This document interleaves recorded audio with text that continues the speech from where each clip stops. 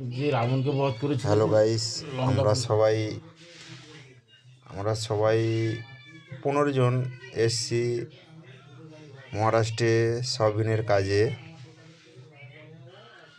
এইসব আমাদের বাড়ির আশেপাশে ছেলে, মইপিটে বাড়ি, শনিবার বাড়ির কাছে। এটা হলো সবিন বড়ি গাছ, দেখুন গাইস।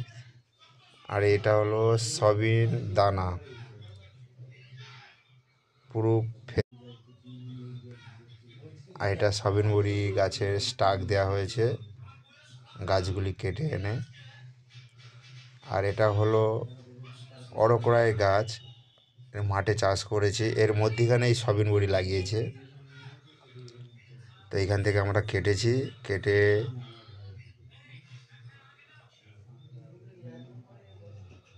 এইখানে স্টাক দিয়েছি। এটা পরে ঝাড়া হবে। এই কাকা আমাদের বাড়ির কাছে বাড়ি, নগানাবাদে বাড়ি।